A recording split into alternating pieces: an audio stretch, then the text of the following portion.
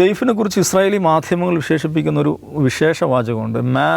A കാറ്റ് വിത്ത് 9 lives എന്നാണ് പറയുന്നത്. 9 ജന്മങ്ങളുള്ള പൂച്ച എന്ന് പറയുന്നുണ്ട്. അദ്ദേഹത്തിനെതിരെ ഇതിനകം തന്നെ 7 അസാസിനേഷൻ അറ്റംപ്റ്റ് നടന്നത്.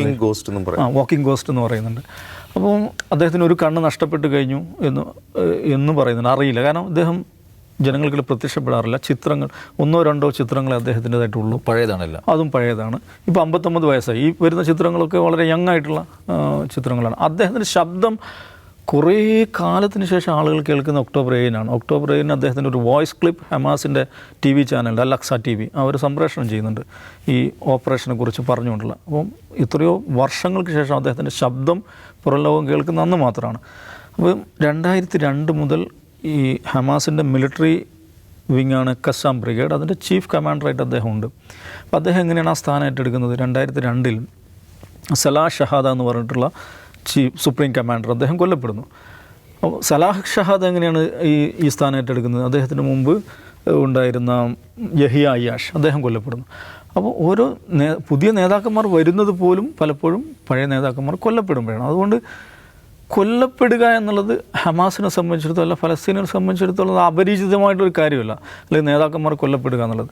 അപ്പോൾ ഞാൻ പറഞ്ഞതാണ്, ഇത് ഇസ്രായേലിനെ സംബന്ധിച്ചിടത്തോളം അതൊരു മിലിറ്ററി ടാർഗറ്റ്, സ്ട്രാറ്റജി എന്ന നിലക്കാണ് അവർ നേതാക്കളെ കൊല്ലുന്നതെങ്കിൽ അത് ഫ്യൂട്ടൈലാണ്, അത് ഫലം ചെയ്യുന്നില്ല എന്നത് ഇതിനകം 84 മുതൽ ഹമാസ് രൂപീകരിച്ച കാലം മുതൽ തെളിയിച്ചു കഴിഞ്ഞൊരു കാര്യമാണ്.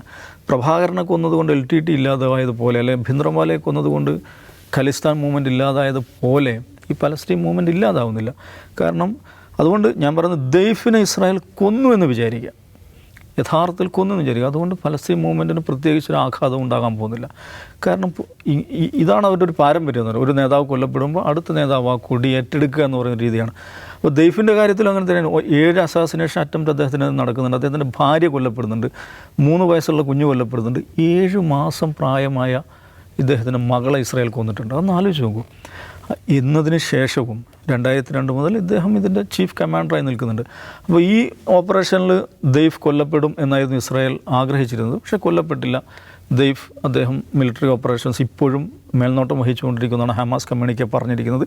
പക്ഷേ അതേസമയം ഖാൻ യൂനിസ് ബ്രിഗേഡിൻ്റെ തലവനായിട്ടുള്ള റഫ സൽമ എന്ന് പറയുന്ന വളരെ പ്രധാനപ്പെട്ട പോസ്റ്റിലുള്ള ഒരാൾ കൊല്ലപ്പെട്ടിട്ടുണ്ട്. അത് ഹമാസ് അംഗീകരിച്ചിരിക്കുന്നുണ്ട്. അദ്ദേഹം രക്തസാക്ഷിയായിരിക്കുന്നു. പക്ഷേ ദൈഫ് ഈസ് ഫൈൻ എന്നാണ് അവർ പറഞ്ഞിരിക്കുന്നത്. അപ്പോൾ എനിക്ക് തോന്നുന്നത് ഇസ്രായേൽ ഈ പറയുന്ന ടാർഗറ്റഡ് അസാസിനേഷൻ എന്ന് പറയുന്ന ആ പോളിസി അത് 84 മുതൽ അതിനു മുമ്പ് ഈ PLO ഫത്തഹ്, യാസർ അറഫാത്തിൻ്റെ പ്രസ്ഥാനത്തിനെതിരെയും ഇതേ സ്ട്രാറ്റജി അവിടെ എടുത്തിട്ടുണ്ട്. അപ്പോൾ ഇത്രയും കാലമായി പരാജയപ്പെട്ടൊരു സ്ട്രാറ്റജിയാണിത് എന്തുകൊണ്ട് ഇസ്രായേൽ തിരിച്ചറിയുന്നില്ല എന്നുള്ളതാണ്. നേതാക്കന്മാരെ കൊല്ലുക, ആളുകളെ കൊല്ലുക, കൂട്ടക്കൊലപാതകങ്ങൾ നടത്തുക, വംശഹത്യ നടത്തുക. ഏതാണ്ട് ഒരു 1917 മുതൽ തുടങ്ങിയൊരു പ്രോജക്റ്റാണ് ഇസ്രായേലിൻ്റെ ഈ കോളനൈസേഷൻ പ്രോജക്റ്റ് എന്ന് പറയുന്നത്.